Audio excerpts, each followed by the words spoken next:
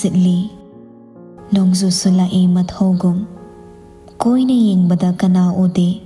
imam mammi wakhalda leita traba pukningi khoirang laba mihulda chenthari angawba wakhaldo ningsinglei adongai mana graduation loiduna role join tawkhiba mahusana mairaba intelligent agency gi thabak pamlei madugi chapchaba magunsu yawbana mabu irai laina hiram aduda channakhibani rogi protocol na maram oiraga chahi kaya asengba saktam lotki asengba ming kawki imung manung nupi angang da phawba oidaba ngangdaba yadabagi protocol lei loina na maraksida nungshiba thamba yadabagi protocol amaso masa masana thamjabani adobo madobu lanthokduna nungsi lambida changluraba mahakna duty amadi sana ibemagi nungshiba chang onduna chatpa ngamgadra khalui adobu ngamkhide mana Delhi da lairingi matamdo mairaba senior officer oidri sumnatagi agent ama oina leibana duty buna thairamlabadi lambi sida changsilubana magi matik oidre ka hena jackson ba agency ama oibana state force tagi tokthoklaga center gi oina leiriba NIA amadi CBI na chingba singda phawba irai laina makhoi saktak pa yade lona ka amada wari sanaduna makhoi bu saktak pa natana prime minister office tagi direct order gi matung inna chatpa agency oibana icham chamba mioi amagum hingba yakidabani masi makna nungai ba punsi amani haibadi yaroi sathi raba lebak singda sakming lotuna agent oina leirakpada thengna khiba awaba kayani sining chitta hinglakpagi wari kaya nongmai marugi dakpham singna ngasi su wari oina liri yambo mairaba mamitto tamna panglai tumluba natte phamna mamitto ishilambadani nupa du sor asangba mohon tharaga yaiphabada yenglai nupam chadu sumakha tai Sirlio khudaki flight ta Mumbai chatkre malhotra amadi magi misingdo headquarter da oina investigation tawgani yambung so thubada ada laknaba chipna paw hairei makok tapna nomi mairaba chummi masu chatpham thokpani Leo Linda amadi mairaba agency amatagi mi natte anina DIA gi agent ni aduga mana roni mission asida agency singi intelligent agent khonggatuna sem kiba apunbagi mission ni mission asidi mai pagle ma amuk hanba tari yaiphabu sunungai sade mairabado amuk hankhini khallubada agency ani makamari amatta leinade sumnatagi magi intelligence aduna mission asida saruk yaba khaktani yaiphaba chatpana mathau oiba magi yambungni palefam khangdaba mairabagi thawaini panthumpham khangdana chatkhigani khallubada yaipaba itap tapna hairei yambo media gi platform khuding malodra amadi magi misingi wari ngaktani kunjodi nongmani ni manipur da thamkini hairi chen gi honarakpadagi kapthokhibani haiba nandras ki misido public na nungai taba phongdokte country sigi traitor ni lebak sigi ijat lekha ta halli haina mabu hena thina chaine aduga yambo DSP madam CID dagi resign tongdaba order thokre mairabado yaiphabada khanging yingli phibam sila kani haibadi ma okre haifam khangda makhunna makokta pairaga mamittu tapna uishinki yaiphabu suwari do makha tarei ngarang mafamdada gyan mangkhibadudagi ahing hak mikap thoraklaga amuk tumthagi haiba paw oina phangje asi bak changdodi imungda pidringida mokta thamli yumdo mi changde get wangbada mina thina ngangna hoy masu leirambani kochen chelaga gyan manglabi mabu gyan lakna bo honarambani adubo mairaba duty gi matung inna loina na mission adugi every moment command tawriba officer amo oina mari leina basing unaduna wari ado ichaw thoktanaba meeting tawtuna wari sarui matang adu the state government na khut thingziluba yadaba maramna hoi haiduni yasinnei ꯑꯗꯨꯒꯨꯝꯕ officer ꯑꯃ ꯃꯩꯇꯩ ꯃꯆꯥ ꯑꯣꯏꯔꯝꯕꯗꯣ ꯃꯈꯣꯏ ꯆꯥꯎꯊꯣꯛꯄ ꯄꯣꯛꯏ ꯍꯥꯏꯗꯨꯅ ꯊꯥꯒꯠ ꯋꯥꯍꯩ ꯀꯌꯥ ꯇꯠꯇꯅ ꯍꯥꯏꯔꯛꯏ꯫ ꯑꯗꯨꯕꯨ ꯃꯤꯀꯨꯞ ꯑꯗꯨꯗ ꯃꯩꯔꯥꯕ ꯃꯤꯁꯟ ꯃꯥꯏ ꯄꯥꯛꯂꯦ ꯍꯥꯏꯕꯒꯤ ꯃꯥꯏꯊꯣꯡꯗ ꯃꯣꯃꯣꯟ ꯃꯤꯅꯣꯛ ꯑꯃꯠꯇ ꯅꯣꯛꯈꯤꯗ꯭ꯔꯤ꯫ ꯀꯣꯛꯇ ꯅꯟꯊꯔꯝꯕ ꯄ꯭ꯔꯤꯊꯤꯕꯤꯃꯨꯛ ꯂꯨꯝꯕ ꯑꯋꯥꯕ ꯑꯃꯗꯤ ꯀꯣꯛꯂꯦ, ꯑꯗꯨꯕꯨ ꯊꯃꯣꯏꯗꯤ ꯍꯛꯆꯥꯡꯗ ꯌꯥꯎꯗ꯭ꯔꯦ꯫ ꯑꯍꯥꯡꯕ ꯃꯥꯂꯪꯗ ꯄꯥꯏꯊꯣꯛꯈꯤꯗꯨꯅ ꯊꯤꯕꯁꯨ ꯈꯪꯗ, ꯃꯅꯥꯛꯇꯁꯨ ꯍꯜꯂꯛꯇ, ꯃꯩꯔꯥꯕ ꯇꯧꯐꯝ ꯈꯪꯗ ꯌꯥꯏꯐꯕꯗ ꯍꯪꯂꯛꯏ꯫ ꯊꯣꯏꯕꯤꯗꯤ ꯌꯥꯏꯐꯕ ꯃꯣꯅꯥꯒ ꯂꯩꯔꯤꯕ ꯅꯠꯇ꯭ꯔꯥ? ꯌꯥꯔꯒꯗꯤ ꯃꯣꯅꯥ ꯅꯠꯇ꯭ꯔꯒ ꯇꯣꯟꯒꯤ ꯃꯅꯥꯛꯇ ꯊꯝꯃꯨ꯫ ꯍꯣꯔꯦꯟ ꯇꯞꯅ ꯑꯩ ꯆꯠꯂꯒ ꯎꯅꯔꯨꯒꯦ꯫ ꯃꯃꯥꯒꯤ ꯃꯅꯥꯛ ꯆꯪꯗꯅꯕ ꯅꯪꯅ ꯈꯔ ꯁꯤꯜꯂꯨ꯫ ꯁꯅꯥꯒꯤ ꯃꯇꯧꯗꯨꯗ ꯑꯉꯥꯡꯗꯣ ꯒ꯭ꯌꯥꯟ ꯇꯥꯔꯔꯣꯏ꯫ ꯍꯣꯏ ꯍꯥꯏꯕꯒꯨꯝ ꯃꯀꯣꯛ ꯅꯣꯝꯃꯤ ꯌꯥꯏꯐꯕꯗꯣ꯫ ꯐꯝꯂꯝꯕꯗꯒꯤ ꯍꯧꯒꯠꯂꯛꯂꯦ ꯃꯩꯔꯥꯕ, ꯃꯈꯨꯠ ꯑꯅꯤꯅ ꯈꯣꯡꯒ꯭ꯔꯥꯎ ꯄꯣꯀꯦꯠ ꯑꯗꯣ ꯅꯥꯀꯟ ꯅꯥꯀꯟ ꯍꯨꯝꯂꯒ ꯃꯃꯥꯏꯗꯨ ꯂꯩꯃꯥꯏꯗ ꯅꯣꯠꯊꯗꯨꯅ ꯏꯇꯞ ꯇꯞꯅ ꯍꯥꯏꯔꯛꯏ꯫ ꯌꯥꯏꯐꯕ, ꯑꯩ ꯁꯅꯥꯕꯨ ꯎꯅꯤꯡꯉꯤ, ꯊꯣꯏꯕꯤꯕꯨ ꯎꯅꯤꯡꯉꯤ꯫ ꯃꯃꯥ ꯃꯆꯥꯗꯨꯗꯒꯤ ꯍꯦꯟꯅ ꯑꯩ ꯀꯅꯥꯁꯨ ꯎꯅꯤꯡꯗꯦ꯫ ꯑꯗꯨꯕꯨ ꯑꯩ ꯈꯥꯡꯈꯤꯕ ꯇꯥꯔꯤ, ꯃꯔꯝꯗꯤ ꯑꯩꯅ ꯈꯪꯉꯤ ꯃꯤꯀꯨꯞꯁꯤꯗ ꯃꯥꯒꯤ ꯃꯥꯡꯗ ꯂꯦꯞꯂꯨꯔꯕꯗꯤ ꯁꯅꯥꯅ ꯑꯩꯕꯨ ꯁꯣꯏꯗꯅ ꯍꯥꯠꯈꯤꯒꯅꯤ꯫ ꯃꯗꯨꯗ ꯑꯩꯅ ꯀꯤꯔꯤꯕꯁꯤ ꯁꯅꯥꯅ ꯑꯩꯕꯨ ꯍꯥꯠꯀꯅꯤ ꯍꯥꯏꯕꯒꯤ ꯅꯠꯇꯦ, ꯑꯩ ꯏꯁꯥꯅ ꯌꯥꯅ ꯍꯥꯠꯍꯟꯒꯗꯧꯔꯤ꯫ ꯑꯩꯗꯤ ꯁꯤꯈꯤꯅꯤ, ꯃꯥꯒꯤ ꯑꯁꯥꯎꯕ ꯐꯈꯤꯕꯁꯨ ꯌꯥꯏ, ꯑꯗꯨꯕꯨ ꯌꯥꯏꯐꯕ, ꯑꯩꯅ ꯁꯤꯈ꯭ꯔꯕꯗꯤ ꯃꯃꯥ ꯃꯆꯥꯕꯨ ꯀꯅꯥꯅ ꯌꯦꯡꯁꯤꯟꯕꯤꯒꯅꯤ? ꯃꯈꯣꯏꯒꯤ ꯈꯜꯂꯒ ꯑꯩ ꯍꯤꯡꯗꯕ ꯌꯥꯗꯕꯅꯤ꯫ ꯑꯗꯨꯅ ꯑꯩ ꯁꯅꯥꯒꯤ ꯅꯥꯛꯇ ꯆꯠꯂꯣꯏ꯫ ꯑꯩꯅ ꯆꯠꯇꯦ ꯍꯥꯏꯗꯨꯅ ꯅꯈꯣꯏꯁꯨ ꯊꯥꯗꯣꯛꯀꯅꯨ꯫ ꯂꯥꯞꯅ ꯁꯦꯟꯅꯧ, ꯀꯨꯞꯅ ꯌꯦꯡꯉꯨ꯫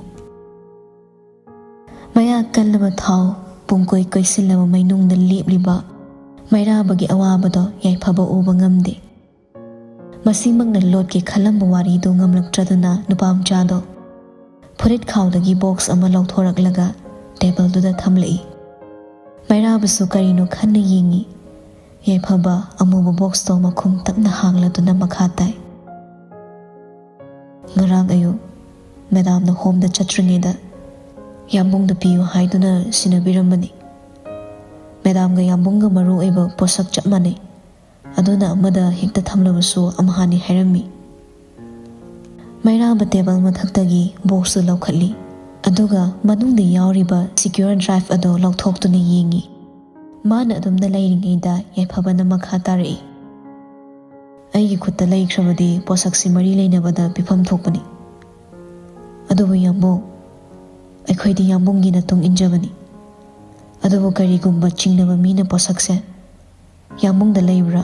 ꯅꯠꯇ꯭ꯔꯒꯅ ꯂꯩꯇꯕ꯭ꯔꯥ ꯍꯪꯂꯛꯂꯕꯗꯤ ꯀꯔꯤ ꯈꯨꯝꯖꯧꯒꯦ? ꯑꯩꯒꯤ ꯄꯥꯎꯈꯨꯝꯗꯤ ꯌꯥꯝꯕꯨꯡꯗ ꯂꯦꯞꯄꯤꯌꯨ꯫ ꯉꯥꯏꯍꯥꯛ ꯃꯨꯟꯅ ꯌꯦꯡꯉꯤ ꯃꯩꯔꯥꯕ꯫ ꯄꯕ꯭ꯂꯤꯛ ꯑꯃꯗꯤ ꯒꯚꯔꯟꯃꯦꯟꯠꯀꯤ ꯍꯥꯏꯔꯨꯔꯕꯗꯤ ꯅꯟꯗꯔꯥꯖ ꯑꯁꯤ ꯑꯁꯨꯝꯅ ꯇꯧꯕ ꯃꯤꯅꯤ ꯈꯪꯂꯛꯄꯗ ꯂꯥꯏꯖꯕꯨ ꯊꯕꯛꯇꯒꯤ ꯔꯤꯖꯥꯏꯟ ꯇꯧꯅꯕ ꯍꯣꯠꯅꯔꯤ꯫ ꯑꯗꯨꯕꯨ ꯗ꯭ꯔꯥꯏꯕ ꯑꯁꯤꯗꯒꯤ ꯃꯤꯠꯅ ꯇꯁꯦꯡ ꯇꯁꯦꯡ ꯎꯕ ꯊꯧꯗꯣꯛꯁꯤꯡꯗꯨ ꯎꯔꯕꯗꯤ CID ꯑꯣꯐꯤꯁꯥꯔ ꯃꯍꯥꯛꯅ ꯌꯨꯝ ꯑꯗꯨꯗ ꯆꯠꯅꯔꯤꯕ ꯁꯗꯥꯔꯣꯜ ꯑꯗꯣ ꯈꯪꯐꯝ ꯊꯣꯛꯏ꯫ ꯃꯄꯥꯒꯤ ꯃꯔꯥꯜ ꯂꯣꯠꯁꯤꯟꯕꯅꯤ ꯍꯥꯏꯕꯒꯤ ꯑꯆꯧꯕ ꯃꯔꯥꯜ ꯑꯃ ꯂꯥꯏꯖꯗ ꯂꯥꯛꯀꯗꯕꯗꯣ ꯃꯩꯔꯥꯕ ꯎꯏ꯫ ꯃꯥꯒꯤ ꯆꯤꯡꯅꯕꯗꯨꯅ ꯍꯦꯛ ꯑꯁꯦꯡꯕ ꯑꯣꯏꯔꯝꯂꯕꯗꯤ ꯁꯅꯥ ꯏꯕꯦꯝꯃ ꯖꯦꯜ ꯌꯧꯒꯅꯤ꯫ ꯃꯥꯒꯤ ꯃꯆꯥ ꯊꯣꯏꯕꯤ ꯃꯃꯥꯒ ꯄꯨꯟꯁꯤꯒꯤ ꯂꯥꯞꯅꯒꯅꯤ꯫ ꯃꯁꯤ ꯑꯣꯏꯔ ꯃꯥꯜꯂꯦ ꯀꯔꯤꯒꯨꯝꯕ ꯀꯥꯟꯗ ꯃꯃꯥ ꯃꯄꯥ ꯑꯣꯏꯕꯁꯤꯡꯒꯤ ꯐꯠꯇꯕ ꯀꯔꯃꯅ ꯃꯆꯥ ꯑꯣꯏꯕꯁꯤꯡꯕꯨ ꯅꯣꯔꯣꯛꯀꯤ ꯀꯣꯝꯗ ꯂꯪꯊꯔꯝꯃꯤ ꯍꯥꯏꯕꯗꯣ꯫ ꯑꯗꯨꯕꯨ ꯋꯥꯈꯜ ꯈꯟꯕꯒꯤ ꯃꯇꯝꯗꯤ ꯅꯠꯇ꯭ꯔꯦ, ꯏꯇꯞ ꯇꯞꯅ ꯈꯨꯝꯂꯛꯏ꯫ ꯌꯥꯏꯐꯕ, ꯃꯇꯥꯡꯁꯤꯃꯗꯤ ꯅꯪ ꯌꯥꯝꯕꯨꯡꯒꯤ ꯃꯥ ꯌꯦꯡꯉꯨ꯫ ꯁꯤꯀ꯭ꯌꯣꯔ ꯗ꯭ꯔꯥꯏꯚꯁꯤ ꯃꯔꯤ ꯂꯩꯅꯕ ꯀꯅꯥꯒꯨꯝꯕ ꯅꯠꯇ꯭ꯔꯒꯅ ꯀꯅꯥꯒꯨꯝꯕꯤ ꯑꯃꯒꯤ ꯃꯐꯝꯗ ꯄꯤꯊꯣꯛꯄꯒꯤ ꯑꯄꯥꯝꯕꯗꯣ ꯑꯩꯉꯣꯟꯗ ꯂꯩꯇꯦ꯫ ꯒ꯭ꯌꯥꯟ ꯇꯥꯔꯤ ꯍꯥꯏꯕꯒꯨꯝ ꯃꯀꯣꯛ ꯇꯞꯅ ꯅꯣꯝꯃꯤ ꯌꯥꯏꯐꯕ꯫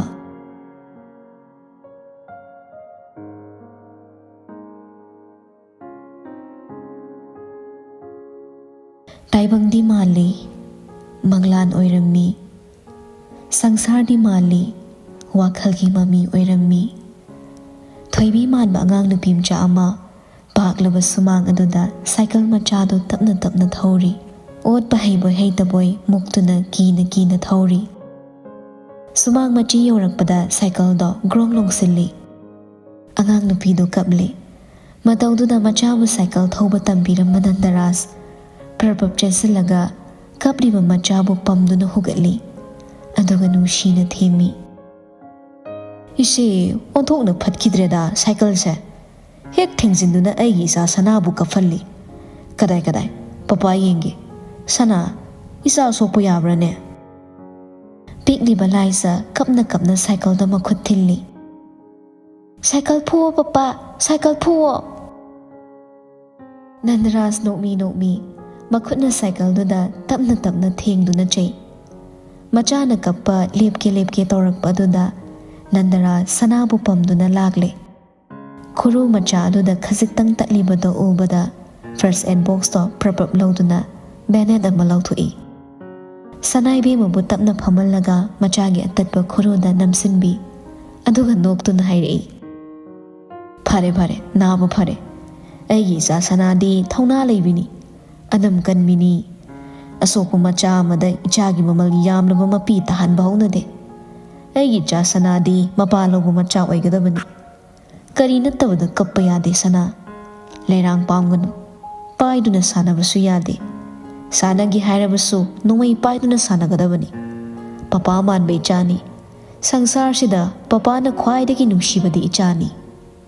ꯁꯤ ꯍꯥꯏꯗꯨꯅ ꯅꯟꯗꯔꯥꯖ ꯃꯆꯥꯕꯨ ꯇꯞꯅ ꯀꯣꯟꯁꯤꯟꯕꯤ꯫ ꯃꯗꯨꯗ ꯐꯪꯈꯤꯕ ꯁꯥꯍꯨꯝꯗꯣ ꯉꯁꯤꯁꯨ ꯐꯪꯂꯕꯣꯏ ꯈꯜꯂꯛꯏ꯫ ꯃꯪꯂꯥꯟꯅꯗꯨꯅ ꯂꯣꯏꯁꯤꯟꯈꯤꯕꯒ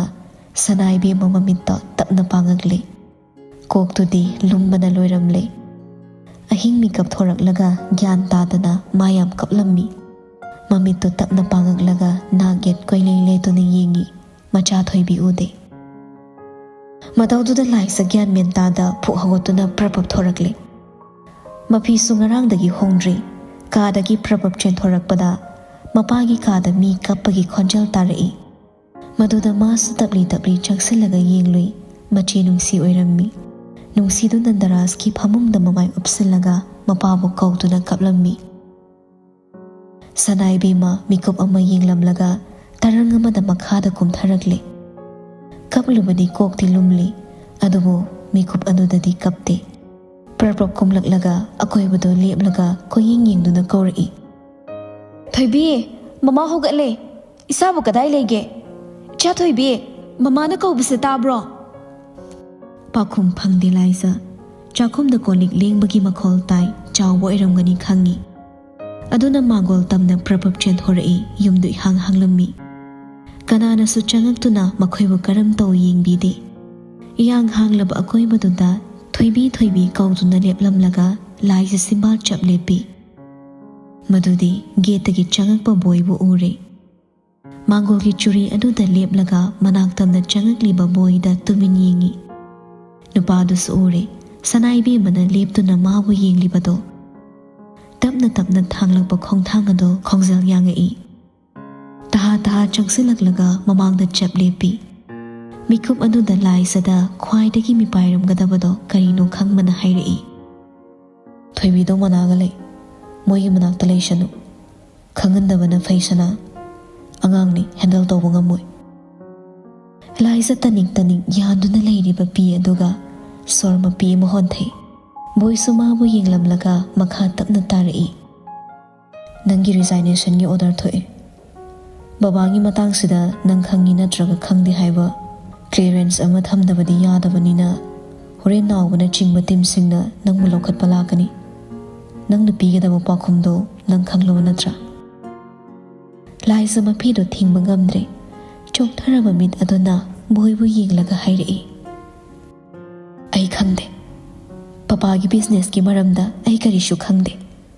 ꯃꯔꯥꯜꯒꯤ ꯃꯇꯨꯡ ꯏꯟꯅ ꯄꯄꯥꯕꯨ ꯃꯤꯠꯃꯥꯡꯗ ꯍꯥꯠꯈꯤꯕꯗꯣ ꯑꯩ ꯀꯔꯤꯁꯨ ꯈꯟꯗꯦ꯫ ꯑꯩ ꯅꯨꯡꯉꯥꯏꯇꯕ ꯂꯩꯇꯦ꯫ ꯃꯔꯥꯜ ꯂꯩꯕꯒꯤ ꯃꯇꯤꯛ ꯆꯥꯕꯗꯅꯤ ꯐꯪꯖꯈꯤꯕꯅꯤ꯫ ꯏꯄꯥꯒꯤ ꯏꯈꯦꯡꯅ ꯇꯨꯔꯦꯜꯒꯨꯝ ꯆꯦꯟꯈꯤꯕꯗꯣ ꯑꯩ ꯀꯔꯤꯁꯨ ꯈꯟꯗꯦ꯫ ꯃꯁꯤꯔ ꯑꯩꯅ ꯈꯨꯝꯒꯗꯕ? ꯕꯣꯏ ꯆꯤꯝꯕꯥꯜꯗꯨ ꯇꯞꯅ ꯎꯝꯁꯤꯟꯈ꯭ꯔꯦ꯫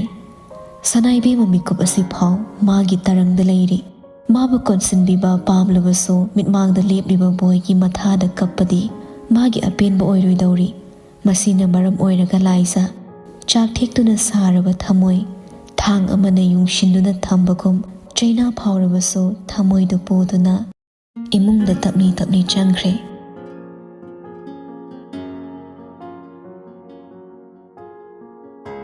काउथोक्लबसु खरा पेनगनी साउदुना लाउरक्लबसु बोइना थेमबगी मतम पिबीगनी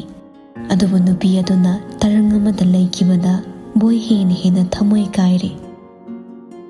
मासु ज्ञान ममलबनी थोक्लिबा थौदोक असे लौसिनफम खंद्रे अदुबु मिकुपसिदा मयिक सेंगबा अमा हायरगदि लिंदागी मिनंबा अदुनी मा मैराबगुसु सौनिंगी अदुबु मतम कुइनदगी अरोनबु वारी असे खंगलकपना मा मैराबदा करिसु हाइबा ngamde माना थबक तोखिबा अदो चुमनगी मैराबगी केसते यावरबगी नते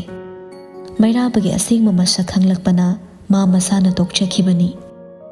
मतम कुइना फुमदुना थमलकपनी मथनता लोना थमलकपनी सुदी अमदी या स्कूल बु निंगसिंगलुरगा बोय अमुकसो मैराबदा सावबा ngamde मा ओइरमलबसु मसिमक तौगनी खल्ली अदुबु मंगोंदा मिनमदुना मखोयगी प्लान सि माइ पाकनबा माबु होमदा चत्तनबु होटनरिबा मिसक्तुना लिंदामक ओइरमबदुमदि बोय सावदबा ngamdre युम अदुगी मनुंग चंगमदा माइ लेतुना यामना थुना लाई स्पीड खरा कन्ना थौदुना लाकपना खंगौदे मैराबगी युम यौरकपा अदुबु माना गेट यौरमदाय अदुदा लिंदा लगेज पाइदुना थोरकलगा गारीदा हापचिलिबदु उइ मतौदुदा बोय गारीगी खोंजल यांखली लेपतुना गारीगी थोंग थिंगजिलंबा लिंदासो बोय लाकलिबदु उरे मतौदुदा मथौदु तहा तहा लोइसिलगा गारीदा प्रपप काखली नुपादुना यौरक्त्रिङैदा थौकिगे तौबनी अदुबु माने स्टार्ट तौरिङै बोय प्रपप चंगसिलक्तुना लिंदाना तोंगलिबा गारीदुगी मांगदा फैना खामजिल्ली मतौदुदा नुपीदुसो तहा तहा गारीदगी कुमथारकले बोयना फिंगना कुमथारकलगा मागी नाकता लाकलिबदो लिंदा खुतुम चिना तासिलगा ले ngarangda sokhiba makhongdu karishu tawda ichum chumna liblibaduna takpadi nasinnakhibani mana yengna boy prabab changsilaklaga linda ki mamaida khupakna thagi tawi sahumdu da linda mamitu ushili adubu boy gi asawbaduna nupimcha dubu sokpadi ngamdabana khupakto khaza yorakhide makuttu fat thangthakraga boy asawba khangjinduna hairi nang tawrisu kaino linda khumdi khumba ngamdi mana pakhumdi pida leptuna leibadu ubada boy khanglaw lawri nang na tawrisu kaino haibani linda khonja wang khalakte itap tapna khummi khanglaba natra khangduna lakpa natra khangna hangi se kaigino khumdorakpa pakhumduda boy amukki hena sawhanduna manakta khongkap ama changsilaktuna hairi नखोई माय पाक खक्तम खंदुना अदुकलुना तिनरिबो मरुफ अदुगी ख्वाइदगी अवाबा मिकुप्तुदा मनाक्ता लेबिगी खंदब नंगना खंदब अदु खक्नतना अइबुसु मागी मनाक्ता लेहंदब हालबसु लमन खुंगी हारमसु सनाना उरिदब मफमदा खुंगलुगी हाइबगी वाखल खसक्तसु खंदब लैखिद्रब इमादुगी होमदा लैखिद्रब इमादुना संसार थादोखिबा नुमित अदुमक्तदा नोइना सनादा तौरिसु कइनो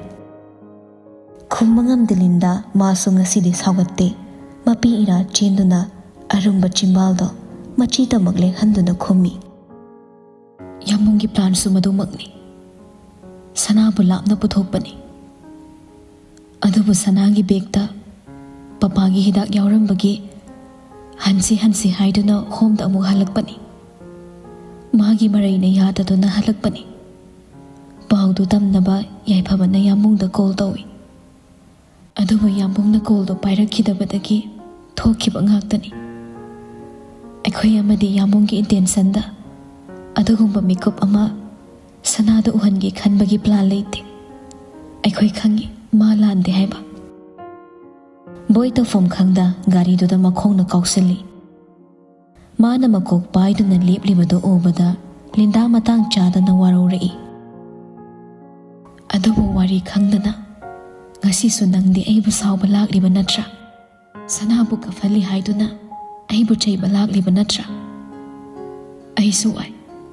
aisu kappe nang khaktana sana nungsiba nati adubu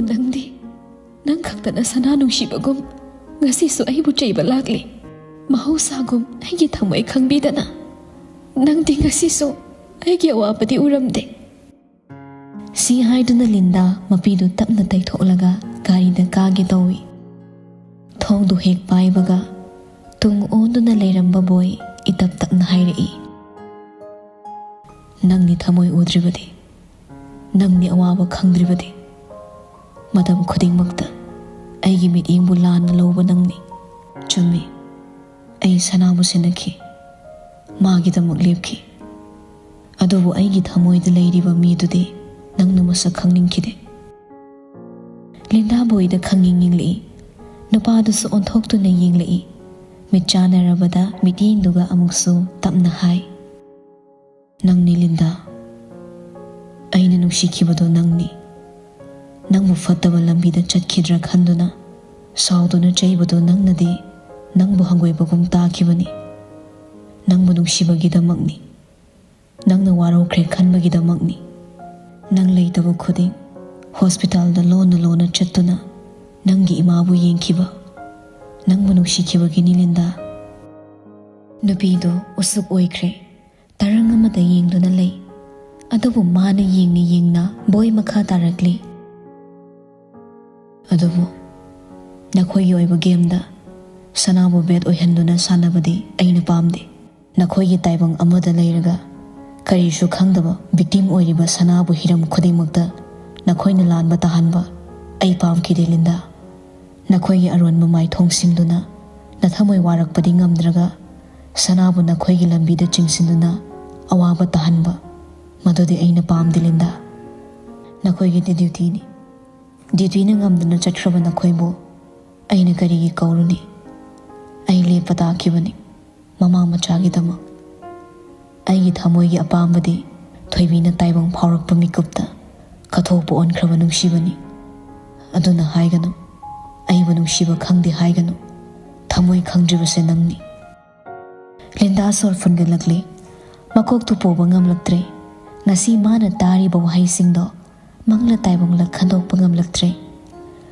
adubu awa nungaina thallaba mikupsida boydi mabu hanna yengbiramdre saubana mathau oiduna haigadaba hairamlaga gari kakhatuna amuksu speed yangna thauki mitmangdagi tapna labki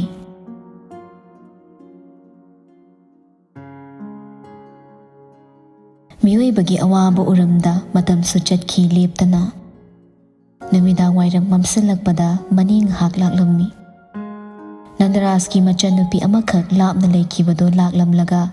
kari no sindokpiramlaga chatkre imungdi chikchi chawbasu machi ongduna kaplaga makok paiduna leiri nushina fanama mapagi wakhalda ngawrabaso manaw nupina phauriba chaina aduga changdamnabadi yaroidabana kaplambadagi loishillaga managi nakta thoibi unaba chatki Sanaibi makada sulaiti mapanda suthokte phone na kadaida mana kadaida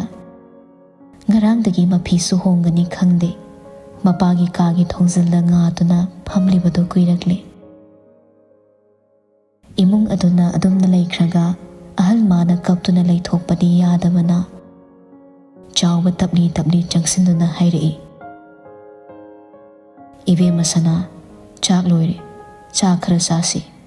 ngasai ayuktagi karisu charamkhiroi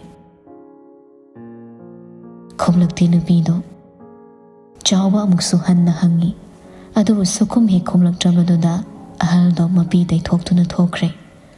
haujiktana laija machi linglei mapi leptana tari khonjel thoktabada mangairi asum tamin phamlambadagi tampakta lotuna thamba magi nongmaidu lauthui chotkraba kutsa aduna nongmaidu chena paiduna yengi yamna munna yengi isiksik laba yum adugi thonghaldana nawbana chingba hana laisagi tim oiramba makhoi khara lai adubu tanja chane yoksilakpa roki amadi magi nupa singduna thatli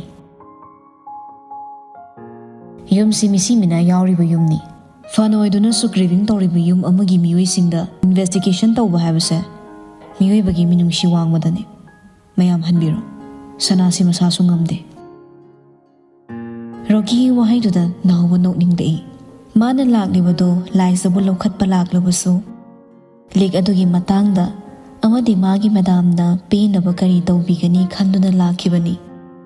ꯑꯗꯨꯕꯨ ꯀꯨꯟꯖꯨꯒꯤ ꯑꯌꯣꯛꯄ ꯃꯆꯥ ꯑꯣꯏꯔꯝꯕꯅ ꯃꯅꯤꯡ ꯇꯝꯂꯕ ꯔꯣꯀꯤꯅꯤ ꯂꯥꯏꯖꯒꯨꯝꯅ ꯑꯋꯥꯕ ꯇꯥꯕꯗ ꯁꯔꯀꯥꯔꯅ ꯃꯥꯕꯨꯗꯤ ꯃꯤꯠꯌꯦꯡ ꯆꯪꯉꯛꯇꯕꯅ ꯃꯥꯗꯤ ꯃꯅꯤꯡ ꯇꯝꯂꯤ ꯃꯔꯝ ꯑꯁꯤꯅ ꯑꯃꯨꯛꯁꯨ ꯍꯟꯅ ꯍꯥꯏꯔꯛꯏ ꯅꯈꯣꯏ ꯃꯥꯒꯤ ꯃꯈꯥꯗ ꯊꯕꯛ ꯇꯧꯔꯝꯕ ꯉꯥꯛꯇꯅꯤ ꯑꯩꯒꯤꯁꯦ ꯁꯥꯎꯒꯠꯄꯅꯤ ꯍꯥꯏꯕꯁꯨ ꯈꯟꯕꯤꯒꯅꯨ ꯅꯈꯣꯏ ꯃꯦꯗꯥꯝꯒꯤ ꯋꯥꯈꯜ ꯑꯋꯥꯕꯁꯤ ꯈꯔ ꯌꯦꯡꯂꯒ ꯅꯣꯏ ꯅꯨꯃꯤꯠ ꯈꯔꯅꯤꯇ ꯑꯣꯏꯔꯕꯁꯨ ꯉꯥꯏꯕꯤꯌꯨ ꯃꯥꯕꯨ ꯍꯥꯎꯁ ꯑꯔꯦꯁ ꯇꯧꯗꯨꯅ ꯊꯝꯂꯕꯁꯨ ꯀꯥꯏꯗꯦ ꯑꯗꯨꯕꯨ ꯑꯩꯅ ꯅꯈꯣꯏꯗ ꯊꯥꯖꯕ ꯄꯤꯔꯤ ꯃꯥꯒꯤ ꯍꯛꯆꯥꯡꯅ ꯈꯖꯤꯛꯇꯪ ꯐꯔꯛꯄꯒ ꯑꯩ ꯏꯁꯥꯃꯛꯅ ꯁꯅꯥꯕꯨ ꯄꯨꯗꯨꯅ ꯂꯥꯛꯆꯒꯦ ꯋꯥꯍꯩꯗꯨꯗ ꯅꯥꯎꯕꯗꯤ ꯂꯥꯏꯖꯗꯣ ꯑꯁꯦꯡꯕꯒꯤ ꯅꯥꯗꯨꯅ ꯍꯧꯒꯠꯇ꯭ꯔꯕ꯭ꯔꯥ ꯈꯟꯅ ꯅꯨꯡꯉꯥꯏꯖꯗꯦ ꯑꯗꯨꯕꯨ ꯇꯨꯡꯗꯒꯤ ꯅꯨꯄꯥ ꯑꯃꯅ ꯔꯣꯀꯤꯗ ꯋꯥꯎꯔꯞ ꯍꯪꯉꯤ ꯅꯪ ꯀꯅꯥꯅꯣ ꯏꯃꯨꯡꯁꯤꯒꯤ ꯃꯔꯝꯗ ꯑꯩꯈꯣꯏꯅ ꯅꯉꯣꯟꯗ ꯊꯥꯖꯕ ꯊꯝꯒꯗꯕꯒꯤ ꯃꯔꯝꯁꯤ ꯀꯩꯅꯣ ꯔꯣꯀꯤ ꯇꯞꯅ ꯅꯣꯛꯂꯛꯏ ꯆꯨꯝꯃꯤ ꯃꯌꯥꯝꯅ ꯇꯥꯛꯄꯤꯔꯤꯕꯁꯦ ꯁꯅꯥꯕꯨ ꯐꯥꯕ ꯂꯥꯛꯄ ꯅꯠꯇꯦ ꯃꯥꯒꯤꯗꯃꯛ ꯋꯥꯖꯕꯁꯤꯡꯁꯨꯅꯤ ꯍꯥꯏꯕ ꯈꯪꯖꯔꯦ ꯑꯗꯨꯕꯨ ꯑꯩꯕꯨ ꯀꯅꯥꯅꯣ ꯍꯪꯕꯤꯔꯕꯗꯤ ꯑꯩ ꯁꯅꯥꯒ ꯂꯨꯍꯣꯡꯒꯗꯕꯒꯤ ꯍꯥꯏꯅꯗꯨꯅ ꯂꯩꯕ ꯅꯨꯄꯥꯅꯤ ꯃꯤꯇꯣꯞ ꯅꯠꯇꯦ ꯆꯤꯡꯅꯕꯤꯒꯅꯨ ꯇꯨꯃꯤꯟ ꯂꯩꯈ꯭ꯔꯦ ꯅꯨꯄꯥꯗꯣ ꯅꯥꯎꯕꯁꯨ ꯁꯅꯥꯒꯤ ꯏꯃꯨꯡꯒꯤ ꯋꯥꯔꯤ ꯌꯥꯝꯅꯃꯛ ꯈꯪꯗ꯭ꯔꯕꯁꯨ ꯆꯥꯎꯔꯥꯛꯅ ꯃꯤꯠꯅ ꯈꯔ ꯎꯕꯅ ꯈꯪꯕꯅ ꯇꯨꯃꯤꯟ ꯂꯩꯈ꯭ꯔꯦ ꯃꯥꯁꯨ ꯔꯣꯀꯤꯗ ꯉꯥꯏꯍꯥꯛ ꯃꯨꯟꯅ ꯌꯦꯡꯂꯝꯂꯒ ꯄꯣꯀꯦꯠꯇꯒꯤ ꯂꯤꯛꯇꯣ ꯂꯧꯊꯣꯛꯀꯦ ꯇꯧꯏ ꯂꯥꯏꯖꯗ ꯄꯤꯕꯤꯌꯨ ꯍꯥꯏꯒꯦ ꯈꯟꯅ ꯑꯗꯨꯕꯨ ꯅꯨꯄꯥ ꯑꯃ ꯄ꯭ꯔꯕꯞ ꯆꯪꯁꯤꯜꯂꯛꯂꯒ ꯍꯥꯏꯔꯔꯦ SP ꯁꯔꯒꯤ ꯐꯣꯟꯅꯤ ꯁꯔ ꯄꯥꯏꯔꯛꯑꯣ ꯍꯥꯏ ꯋꯥꯍꯩꯗꯨꯗ ꯅꯥꯎꯕ ꯂꯧꯊꯣꯛꯀꯦ ꯍꯣꯠꯅꯔꯝꯕ ꯂꯤꯛꯇꯣ ꯐꯠ ꯑꯃꯨꯛ ꯍꯥꯞꯆꯤꯟꯈ꯭ꯔꯒ ꯐꯣꯟꯗꯨ ꯅꯞꯂꯒ ꯒꯥꯔꯤ ꯈꯥꯝꯂꯤꯕ ꯑꯗꯣꯝꯗ ꯆꯠꯈ꯭ꯔꯦ ꯅꯨꯄꯥꯁꯤꯡꯗꯨꯁꯨ ꯃꯊꯪ ꯃꯊꯪ ꯇꯨꯡ ꯏꯟꯅꯈꯤꯗꯨꯅ ꯒꯥꯔꯤꯗ ꯐꯠ ꯐꯠ ꯀꯥꯈꯠꯇꯨꯅ ꯃꯔꯤ ꯃꯔꯤ ꯊꯧꯈꯤ ꯍꯧꯖꯤꯛꯇꯗ ꯔꯣꯀꯤ ꯁꯣꯔ ꯇꯞꯅ ꯍꯣꯟꯊꯔꯒ ꯅꯨꯄꯥ ꯑꯃꯗ ꯑꯣꯟꯁꯤꯜꯂꯛꯏ ꯅꯣꯏ ꯅꯛꯅ ꯂꯩꯌꯨ ꯁꯅꯥꯕꯨ ꯏꯟꯚꯦꯁꯇꯤꯒꯦꯁꯟꯒꯤ ꯄꯨꯈꯤꯗ꯭ꯔꯤꯉꯩꯗ ꯁꯦꯀ꯭ꯌꯨꯔ ꯗ꯭ꯔꯥꯏꯚ ꯑꯗꯣ ꯑꯩꯈꯣꯏꯅ ꯂꯧꯍꯧꯗꯕ ꯌꯥꯗꯕꯅꯤ ꯅꯝꯐꯨꯗ ꯅꯠꯇ꯭ꯔꯒ ꯑꯦꯅꯤ ꯃꯤꯟꯁ ꯇꯧꯗꯨꯅ ꯉꯁꯤꯃꯛ ꯑꯩꯒꯤ ꯈꯨꯠ ꯌꯧꯗꯕ ꯌꯥꯗꯕꯅꯤ ꯁꯤ ꯍꯥꯏꯗꯨꯅ ꯔꯣꯀꯤ ꯌꯨꯝ ꯃꯅꯨꯡꯗ ꯄ꯭ꯔꯕꯞ ꯆꯪꯈ꯭ꯔꯦ ꯅꯨꯄꯥꯁꯤꯡꯗꯨꯁꯨ ꯃꯥꯒꯤ ꯃꯥꯒꯤ ꯊꯣꯛꯄ ꯏꯅꯛ ꯅꯛꯄ ꯃꯐꯝꯁꯤꯡꯗ ꯆꯦꯛꯁꯤꯟꯅ ꯂꯩꯅꯕ ꯏꯪꯒꯤꯠ ꯇꯧꯅꯗꯨꯅ ꯆꯠꯈꯤ